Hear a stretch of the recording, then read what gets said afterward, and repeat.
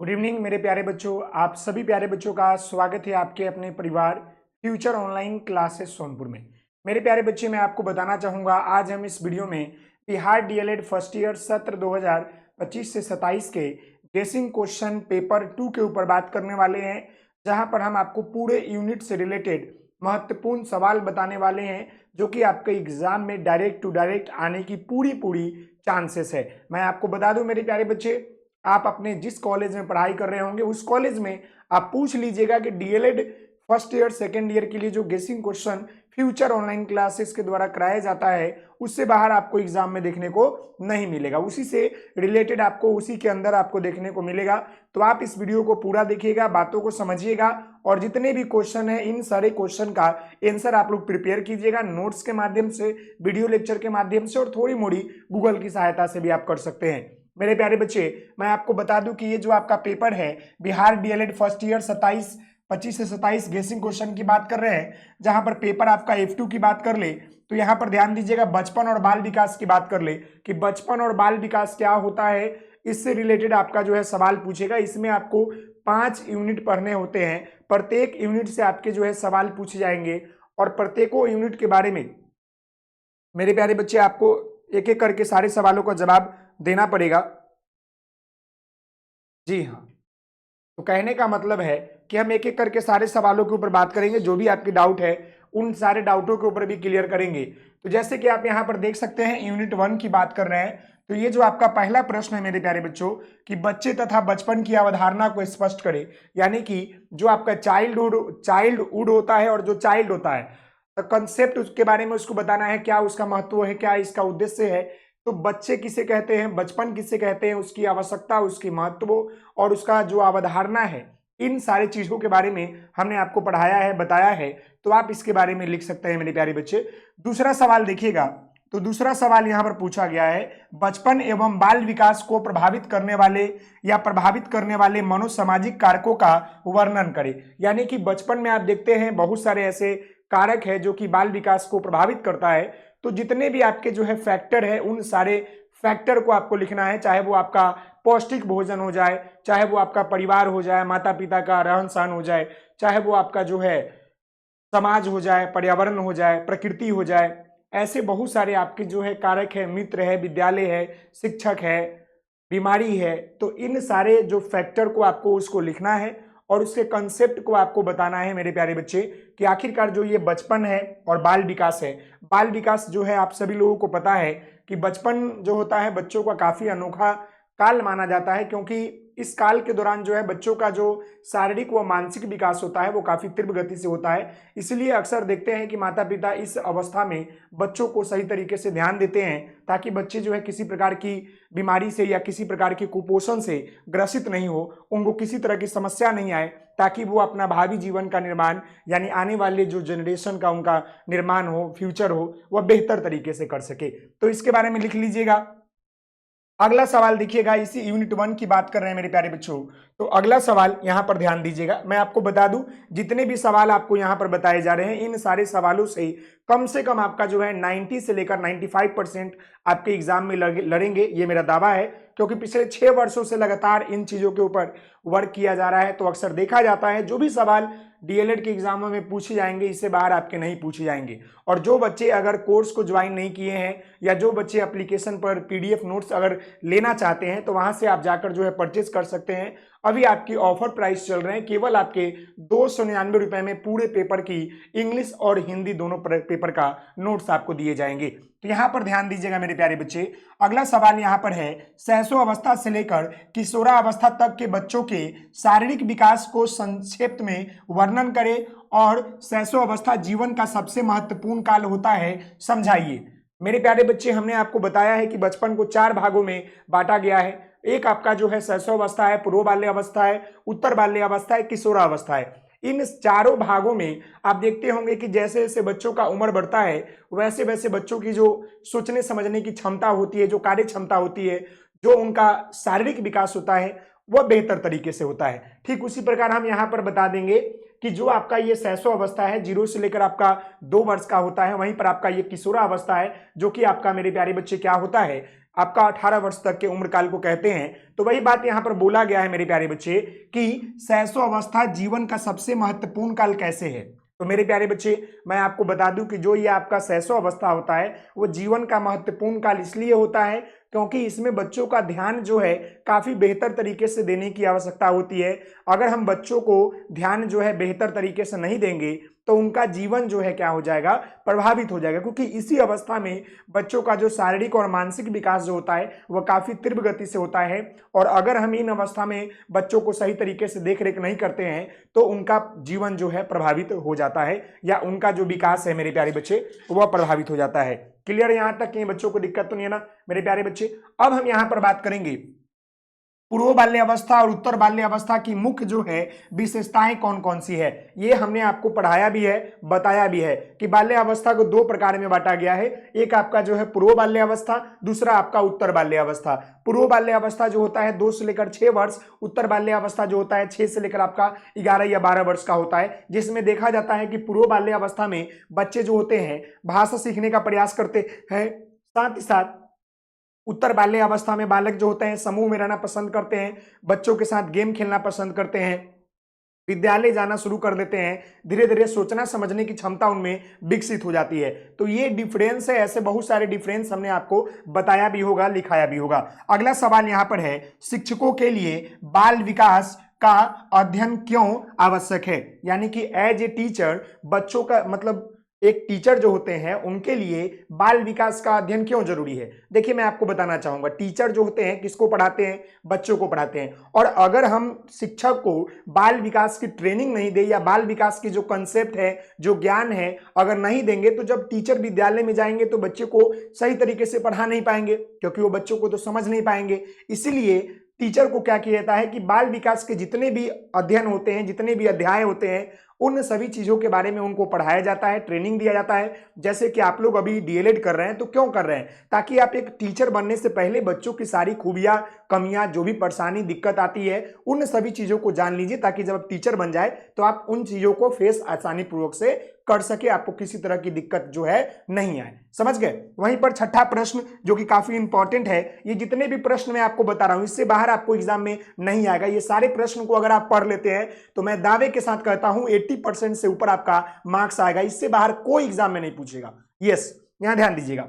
वृद्धि और विकास में आप क्या समझते हैं, इनके बीच अंतर को स्पष्ट करें। मेरे प्यारे बच्चे हमने आपको इसके बारे में बताया है कि वृद्धि क्या होता है, विकास क्या होता है, यानी कि ग्रोथ एंड डेवलपमेंट की बात करते हैं। तो विकास जो होता है सतत प्रक्रिया है, कंटिन्यूअस प्रोसेस है, जो कि जीवन प्रयत्न चलती है, वो जन्म से लेकर मृत्यु तक चलती है। लेकिन वृद्धि क्या होता है, ये जो है आपका स्पॉन्टेनियस प्रोसेस है, क्योंकि ये कुछ समय बाद जो होता है रुक जाता है। यानी कि ये जन्म के साथ शुरू होता है लेकिन एक उम्र सीमा के समय क्या होता है, यह जो है रुक जाता है। इसमें बहुत सारा होता है। वृद्धि को हम लोग माप सकते हैं, विकास को माप नहीं सकते हैं। वृद्धि को हम लोग देख सकते हैं, विकास को नहीं देख सकते हैं। वृद्धि जो होता है आपका गुणात्मक होता है, लेकिन विकास जो होता है गुणात्मक परिणात्मक दोनों होता है। ऐसे बहुत सारे डिफरेंस है इन दोनों के बीच जो कि आप लिख सकते हैं मेरे प्यारे बच्चे। तो यूनिट 1 से ये 5-6 महत्वपूर्ण सवाल है, इससे बाहर आपको नहीं पूछेगा। अब हम लोग जो है यूनिट 2 की तरफ चलते हैं कि आखिरकार यूनिट 2 का जो ये सवाल रहने वाला है आपके एग्जाम के लिए वो क्या पूछेगा। यहां पर ध्यान दीजिएगा, यूनिट 2 की बात कर ले मेरे प्यारे बच्चे। तो यूनिट 2 में देखिएगा आप लोग, तो यहां पर आप यूनिट 2 देख पा रहे होंगे और ये सवाल आपका पहला है कि बालक के शारीरिक विकास से आप क्या समझते हैं, शारीरिक विकास के विभिन्न अवस्थाओं की विशेषताओं का वर्णन करें। यानी मेरे प्यारे बच्चे ये बेसिकली आपका जो यूनिट 2 है या फिजिकल डेवलपमेंट के बारे में पूछेगा कि बालक के शारीरिक विकास से क्या समझते हैं। शारीरिक विकास कहने का मतलब होता है बच्चों का शारीरिक शरीर का अंगों का विकास होना, यानी शरीर के अंगों की, शरीर की मांसपेशियों का विकास होना। साथ ही साथ शारीरिक विकास के विभिन्न अवस्थाओं की विशेषताओं का वर्णन करें। यानी हम सभी लोग जानते हैं कि हमारा 4 अवस्था है। एक आपका जो है मेरे प्यारे बच्चे, अगर हम बात कर लेंगे शैशव अवस्था का, एक हम जो है बाल्यावस्था की बात कर लेंगे, एक हम जो है किशोरावस्था की बात कर लेंगे। तो आप सभी लोगों को मेरे प्यारे बच्चे पता है कि जैसे जैसे बच्चों की अवस्था चेंज होती है, यानी जैसे जैसे बच्चों का उम्र बढ़ता है, वैसे वैसे बच्चों का जो शारीरिक विकास होता है उतना ही महत्वपूर्ण होते चला जाता है। तो इसके बारे में लिख दीजिएगा, शारीरिक विकास क्या है, उसका महत्व क्या है, उसको प्रभावित करने वाले कारक क्या है। इन सारे टॉपिक को आप इसमें लिख सकते हैं और ये तीनों को डिफाइन कर सकते हैं, आपका आंसर ये हो जाएगा। क्लियर है मेरे प्यारे बच्चे? अगले सवाल की तरफ बढ़ते हैं, यूनिट 2 का।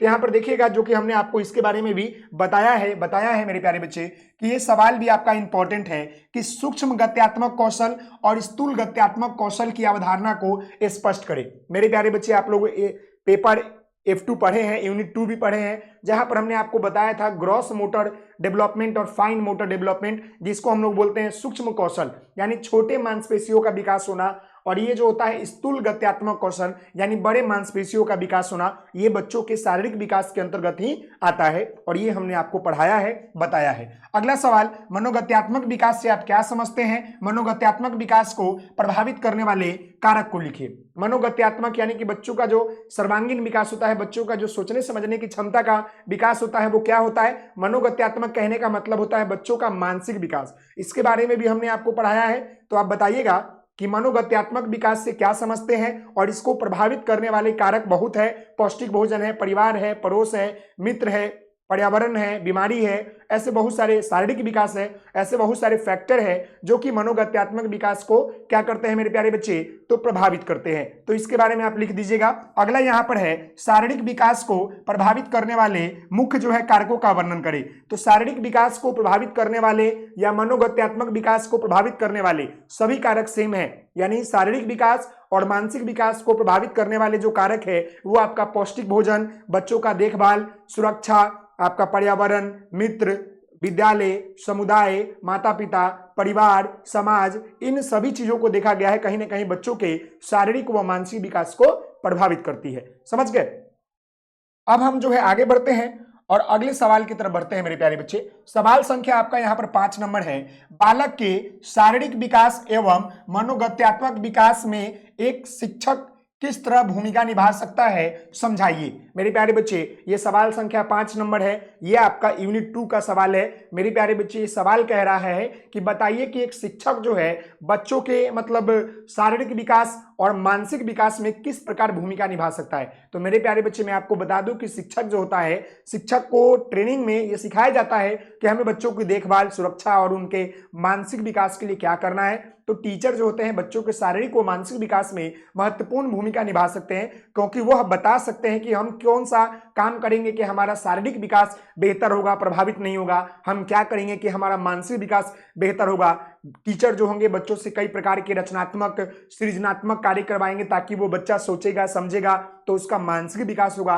तो टीचर जो है महत्वपूर्ण भूमिका बच्चों के शारीरिक व मानसिक विकास में निभा सकता है। ये बातें आपको क्लियर हो गई? जी हाँ मेरे प्यारे बच्चे। अब हम लोग जो है यूनिट 3 की बात करेंगे। आपको हमने पेपर जो ये आपका F2 है, इसका यूनिट 2 भी बताया है, जहां पर हमने क्रिएटिविटी के ऊपर बात किया है, सृजनात्मक के ऊपर बात किया है। इससे भी आपका सवाल एग्जाम में पूछेगा, और ये मेरा दावा है मेरे प्यारे बच्चे, 90% से ऊपर सवाल आपका इसी पेपर से लड़ेगा, इससे बाहर आपका कोई सवाल नहीं आएगा।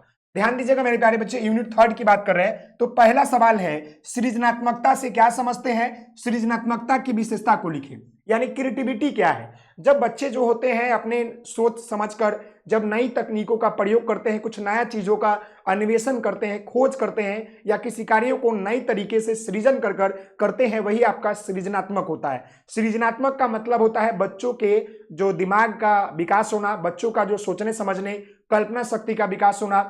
सृजनात्मक की विशेषताएं निम्नलिखित है। इससे बालक जो होते हैं समस्या का समाधान करते हैं, कार्य आसानी से करते हैं, बच्चे सोचते समझते हैं, बच्चों का मानसिक विकास तीव्र गति से होता है, बच्चे रुचिपूर्वक, आनंद पूर्वक अपने अनुसार कार्य को करते हैं। ऐसे बहुत सारी चीजें हैं जिसके बारे में आप यहाँ पर लिख सकते हैं मेरे प्यारे बच्चे। अगला सवाल यहाँ पर है, एक सृजनशील बालक के विभिन्न गुणों की चर्चा करें। एक सृजनशील यानी ऐसा बालक जो क्रिएटिविटी हो, तो वह बालक जो होता है काफी चंचल होता है, काफी तेज होता है, वो हर काम में कुछ न कुछ अपना एक्सपेरिमेंट करेगा, कुछ न कुछ नई तकनीकों के माध्यम से वो कार्य को करने का प्रयास करेगा। तो एक सृजनशील बालक की विभिन्न गुण जो होता है काफी अलग होता है अन्य बालकों से। अगला सवाल है, एक शिक्षक होने के नाते बालकों में सृजनात्मकता किस तरह विकसित करेंगे। यानी सवाल आपसे पूछेगा कि एक शिक्षक होने के नाते आप बच्चों के अंदर क्रिएटिविटी कैसे लाएंगे। तो एज ए टीचर आप बोलिएगा कि शिक्षक होने के नाते हम बच्चों को क्रिएटिविटी के डेवलपमेंट करेंगे, क्योंकि हम जो भी उनको काम देंगे, जो भी उनको सिखाएंगे, उसमें कुछ ना कुछ प्रयोग लाएंगे, कुछ ना कुछ एक्टिविटी लाएंगे, ताकि बच्चे उन चीजों को करेंगे। साथ ही साथ समाज में पाए जाने वाले सभी वस्तुओं को बच्चों को उससे रिलेटेड कुछ जानकारी देंगे, उससे रिलेटेड वर्क देंगे, ताकि बच्चे डेली लाइफ में देखें, कुछ उसके बारे में सोचे समझे और कुछ नई नई तकनीकें, नई नई चीजों की खोज करें, ताकि उनका जो सोचने समझने की क्षमता है, यानी जो उनका सृजनात्मक क्षमता है, वह बेहतर तरीके से विकसित हो। समझ गए। अगला सवाल यहां पर है, सृजनात्मकता को प्रभावित करने वाले कारक कौन कौन से हैं। तो यहां आपका वही आ जाएगा, माता पिता, शिक्षक, परिवार, मित्र, विद्यालय, पर्यावरण, आर्थिक स्थिति, एजुकेशन। ऐसे बहुत सारे कंसेप्ट है जो कि आप लिख सकते हैं, जिसको प्रभावित करने में ये महत्वपूर्ण भूमिका निभाता है। तो इसमें बेसिकली जो भी सवाल आपसे पूछे जाएंगे, ये आपका यूनिट 3 में, इसमें आपको सृजनात्मकता से रिलेटेड ही पूछा जाएगा। एक सवाल और यहां पर है कि कक्षा में बच्चों में भय होने से क्या कारण है, एक शिक्षक होने के नाते आप उनका निवारण किस प्रकार करेंगे। आप अक्सर देखते हैं कि क्लासरूम में बच्चे जो होते हैं भय में रहते हैं टीचर के प्रति। तो एज ए टीचर आप क्या करेंगे कि बच्चों के मन में जो भय है, जो डर है, उसे दूर करेंगे। तो आप इस बात को जान लीजिए कि बच्चों के जो मन में भय का कारण है, वह जो होता है टीचर का व्यवहार होता है, विषय वस्तु का कठिनाइयां होती है, बच्चों की समझ में नहीं आना, विशेष आवश्यकता वाले बच्चे, अच्छी पढ़ाई नहीं होना। ऐसे बहुत सारे कारण हैं जिसके माध्यम से क्या होता है, बच्चों के मन में भय आ जाता है। तो एज ए टीचर आप उस भय को दूर करने के लिए आप तरह तरह के एक्टिविटी कराएंगे, खेल मेथड से पढ़ाएंगे, बच्चों के साथ दोस्ती यारी करेंगे, बच्चों को उनको कठिन से कठिन शब्दों को आसानी पूर्वक में, खेल खेल में, उनकी मातृभाषा में, अन्य एक्टिविटी बेस्ड लर्निंग के माध्यम से सृजन करके उनको बेहतर सिखाएंगे। तब जाकर जो है बच्चों के मन में जो टीचर के प्रति भय है या सब्जेक्ट के प्रति भय है, वह दूर होगा। तो एज ए टीचर आपको ऐसा काम करना पड़ेगा। इसके बारे में आप विस्तार रूप से लिख लीजिएगा। आगे अब हम जो है बात करने वाले हैं चैप्टर आपका जो है यूनिट 4 के ऊपर, जो कि आपका पेपर है F2। तो यूनिट 4 की बात कर ले तो इसमें बेसिकली आपको जो पढ़ना है वह खेल के बारे में पढ़ना है, क्योंकि बच्चों का विकास करना है। तो बच्चों के शारीरिक व मानसिक विकास में खेल की अवधारणा या खेल का महत्व जो है काफी इंपॉर्टेंट है। अब यहां ध्यान दीजिएगा मेरे प्यारे बच्चे, यहां पहला सवाल है, खेल से आप क्या समझते हैं, इसकी अवधारणा, विशेषता तथा बाल विकास के संदर्भ में इसके महत्व को स्पष्ट करें। देखिए ये सवाल इंपॉर्टेंट है, इजी भी है। मैं आपको बता दूं खेल का मतलब क्या होता है। खेल जो है बच्चे अपने मनोरंजन के लिए, अपने आनंद के लिए खेलते हैं। जिस प्रक्रिया को बच्चे अपने आनंद के लिए, अपने मन के अनुसार या अपने खुशी के लिए करते हैं, वो खेल होता है। खेल जो होता है बच्चों के शारीरिक व मानसिक विकास में अत्यंत महत्वपूर्ण भूमिका निभाती है। साथ ही साथ खेल के माध्यम से हम बच्चों को आसानी पूर्वक से समझा सकते हैं। खेल की अवधारणा यह है कि मेरे प्यारे बच्चे, इस खेल के माध्यम से बच्चे जो होते हैं विषय वस्तुओं के साथ साथ उनका शारीरिक व मानसिक विकास बेहतर तरीके से होता है। खेल के माध्यम से उसकी विशेषता बताएंगे। तो खेल जो है काफी आनंददायी होता है। खेल के माध्यम से शारीरिक विकास होता है, खेल के माध्यम से उनका मानसिक विकास होता है, खेल जो होता है काफी आनंददायी होता है। ऐसे करके बहुत सारे आप कंसेप्ट को लिख सकते हैं मेरे प्यारे बच्चे। वहीं पर देखिएगा दूसरा सवाल कि खेल से आप क्या समझते हैं, इसकी विशेषता तथा बच्चों के लिए खेल की आवश्यकता व महत्व का वर्णन करें। वही सवाल है, केवल घुमा दिया है। इसका भी आंसर दोनों का सेम होगा। सवाल वही है, केवल घुमाकर पूछा है कि खेल से आप क्या समझते हैं। तो खेल एक आपका प्रक्रिया है जिसके बच्चे खेलकर खुश होते हैं, आनंददायी होते हैं। इसकी विशेषता वो बच्चों के लिए खेल क्यों आवश्यक है। तो भाई इसकी विशेषता निम्नलिखित है। खेल आनंददायी होता है, खेल शारीरिक मानसिक विकास करता है, खेल में भाईचारा होता है, सामाजिकरण होता है। ऐसे बहुत सारी विशेषताएं आप लिख सकते हैं। खेल के माध्यम से बच्चों के लिए आवश्यक इसलिए है ताकि वो खेल खेल में कंसेप्ट को सीखे, जानकारी सीखे, अपने एजुकेशन को बेहतर करे। समझ गए। अगला सवाल यहाँ है, बच्चों के खेल के लिए विभिन्न प्रकार के सीखने में उनके संदर्भों का वर्णन करें। यानी मेरे प्यारे बच्चे आपको यहां पर लिखना है कि बच्चों को खेल के लिए, समझ गए, बच्चों के खेलों के विभिन्न प्रकार एवं सीखने में उनके संदर्भों का वर्णन करें। हम सभी लोग जानते हैं मेरे प्यारे बच्चे खेल की प्रकार निम्नलिखित होते हैं। Indoor game, outdoor game. अब उसमें लूडो हो गया, क्रिकेट हो गया, चेस हो गया, बैडमिंटन हो गया, ऐसे कई प्रकार के खेल है। उसके बारे में आप लिखिएगा और उसकी विशेषता बताइएगा कि आखिर उसकी विशेषता क्या है, साथ ही साथ वो बच्चों को क्या सिखाता है। जैसे बच्चा लूडो गुटी खेलेगा तो उसको बताएगा कि हमको किस रास्ते से चलना चाहिए, कहां पर बचना है। चेस खेलेगा तो उसका मेंटल एबिलिटी डेवलप करेगा, क्रिकेट खेलेगा तो उनका फिजिकल एक टीम वर्क का डेवलपमेंट होगा। तो ऐसे करके आपको इसके बारे में लिखना है, इसका आंसर आपका हो जाएगा। क्लियर है मेरे प्यारे बच्चे। अब इसमें 2-4 सवाल और है तो यहाँ ध्यान दीजिएगा। सवाल यह है, आप अपने विद्यालय में बच्चों को कौन से प्रकार के खेल खिलवाते हैं, किसी एक खेल से संबंधित बच्चों के विकास का वर्णन करें। यानी मान लीजिए कि आप जो है टीचर हैं और एक टीचर के रूप में बच्चों को अपने विद्यालय में कौन सा गेम खिलाते हैं, तो आप कह सकते हैं कि हम क्रिकेट खिलाते हैं ताकि बच्चे का जो शारीरिक व मानसिक विकास हो या टीम वर्क हो बेहतर तरीके से हो, एक दूसरे से भाईचारा प्रेम सब बने, तो ये आप लिख सकते हैं। अगला है, बच्चों के शारीरिक मानसिक एवं मनोगत्यात्मक विकास में खेलों का क्या महत्व है। तो मेरे प्यारे बच्चे, हम सभी लोग जानते हैं कि बच्चे जब गेम खेलेंगे तो खेलों के माध्यम से उनका शारीरिक मानसिक और शरीरात्मक या जो भी उनका मनोगत्यात्मक विकास है वह बेहतर होगा। क्योंकि बच्चा जब खेलेगा, गिरेगा, उठेगा, टीम वर्क जानेगा, मेंटल एबिलिटी चेक होगा, अपने दिमाग का प्रयोग करेगा, तो उनका विकास बेहतर तरीके से होगा। तो आप कह सकते हैं कि बच्चों के शारीरिक व मनोगत्यात्मक विकास में खेल जो होता है काफी महत्वपूर्ण भूमिका अदा करता है। तो ये बातें आप लिख लीजिएगा। क्लियर है? जी हाँ। अब हम लोग जो है यूनिट 5 की बात करेंगे, जहां से आपका सवाल जो है 2-4 इंपॉर्टेंट है, जहां से इससे भी सवाल पूछा जाता है। तो यूनिट 5 की बात कर रहे हैं, जहां पर पहला सवाल ही है, व्यक्तित्व से आप क्या समझते हैं, इसकी विशेषताओं के बारे में आप समझाइए। ये भी सवाल इंपॉर्टेंट है, एग्जाम में पूछेगा ही पूछेगा। व्यक्तित्व का मतलब क्या होता है? पर्सनालिटी होता है, यानी व्यक्ति का व्यवहार, व्यक्ति का आचरण, व्यक्ति की सभ्यता, संस्कृति, खान पान, बोलचाल, रहन सहन, ये क्या होता है? व्यक्ति का व्यक्तित्व होता है। व्यक्तित्व से आप क्या समझते हैं? तो व्यक्तित्व का मतलब होता है व्यक्ति का व्यवहार, कि व्यक्ति का व्यवहार क्या है। इसकी विशेषता यह है कि आपका व्यक्तित्व अच्छा होगा तो आपका समाज में इज्जत होगा, प्रतिष्ठा होगा, समाज में लोग आपकी इज्जत करेंगे, प्रशंसा करेंगे और आप बेहतर एक लोग के रूप में जाने जाएंगे। अगर आपका जो है नहीं रहेगा तो फिर दिक्कत है। वही बात है। अब यहां पर दूसरा नंबर सवाल जो कि पूछेगा एग्जाम में, देखिएगा, एडिक्शन एक जो है मनोवैज्ञानिक है, जिन्होंने जो है बच्चों के विकास को लेकर बहुत सारी बातें कही है। हमने ये यूनिट नहीं पढ़ा है लेकिन हम आपको बताएंगे। लेकिन सवाल को लिख लीजिए, सवाल को देख लीजिए, आपके एग्जाम में पूछेगा कि एडिक्शन द्वारा प्रतिपादित मनोसामाजिक विकास के सिद्धांतों के विभिन्न चरणों का वर्णन करें। यानी एडिक्शन ने बताया था कि बच्चों का विकास कैसे होता है, साथ ही साथ बच्चों का मनोसामाजिक विकास का सिद्धांत उन्होंने बताया कि बच्चा किस स्टेप के आगे बढ़ता है, कैसे आता है, तो इसके बारे में लिखना होगा। अगला सवाल है, बालक के संवेगात्मक विकास से आप क्या समझते हैं, इसके विभिन्न पहलुओं का व्याख्यान करें और धनात्मक एवं ऋणात्मक संवेग के बारे में लिखिए। देखिए, संवेगात्मक जो विकास होता है वो संवेग का होता है, यानी कि सहयोग का, प्रेम का, घृणा का। तो कहने का मतलब है कि बच्चों का जो अंतरात्मा है, जो संवेगात्मक विकास है, सहयोग करने की क्षमता है, वो क्या है, उसे क्या मतलब होता है, उसका पूरा व्याख्या कीजिए। ऋणात्मक और धनात्मक क्या होता है? किसी के प्रति प्रेम आना वो हमारा धनात्मक हो गया, किसी के प्रति घृणा आना वो हमारा ऋणात्मक हो गया। ऐसे करके आप लिख लीजिएगा। अगला है, बच्चों के भावनात्मक और संवेगात्मक विकास के संदर्भ में जॉन बॉल्बी के सिद्धांत का वर्णन करें। बच्चों के सिद्धांत को लेकर जॉन बॉल्बी ने कहा था कि बच्चों का विकास या भावना का विकास किस प्रकार होता है, जैसे उसकी उम्र बढ़ती है, जैसे जैसे उसकी क्षमताएं बढ़ती है, वैसे वैसे उनका बेहतर तरीके से विकास होता है। तो जॉन बॉल्बी के बारे में सिद्धांत है, इनके बारे में हम पढ़ाएंगे, आपको बता देंगे, ये भी आपका इंपॉर्टेंट है। अगला यहाँ पर आपका 2-3 सवाल है, देख लीजिएगा, जो कि आपके एग्जाम के लिए काफी महत्वपूर्ण है। बस इतना ही सवाल है, ज्यादा नहीं है। तो यहाँ देखिएगा मेरे प्यारे बच्चे, बस इतना ही है। इसमें 7 सवाल लिया गया है, इससे ज्यादा आपको बाहर नहीं पूछेगा एग्जाम में, समझ गए? जी हाँ। तो यहाँ ध्यान दीजिएगा, 5वां नंबर, जॉन बॉल्बी द्वारा प्रतिपादित जो है लगाव या स्नेह, जिसको हम लोग संवेगात्मक का सिद्धांत कहते हैं,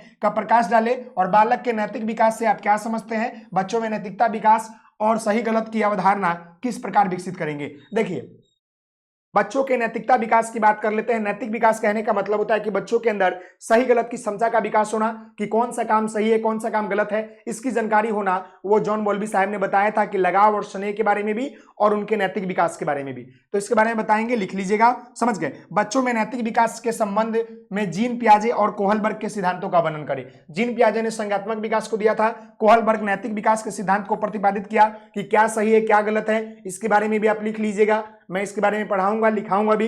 बचपन और बाल विकास F2 विषय से अपनी पसंद के किसी इकाई से एक प्रश्न तथा उसका उपयुक्त उत्तर लिखे। यानी ये सवाल आपको सेल्फ करना है। ये बोला है कि अगर आपने पेपर F2 का अध्ययन किया है, तो अपने मन पसंद के किसी एक इकाई का प्रयोग करते हुए आप जो है एक सवाल बनाइए और लिखिए। तो सवाल ऐसा, जब भी सवाल पूछेगा तो कोई भी यूनिट का नाम अगर याद होगा, जैसे खेल हो गया, सृजनात्मक हो गया, बाल विकास हो गया, तो इस तरह करके उनके बारे में आप लिख सकते हैं, उसके बारे में बता सकते हैं। तो मेरे प्यारे बच्चे, मैं आपको बता दूं कि आज के सेशन में हमने आपका जो डीएलएड फर्स्ट ईयर सत्र 2025 से 27 के पेपर आपका F2 का पूरा गेसिंग क्वेश्चन करा दिया।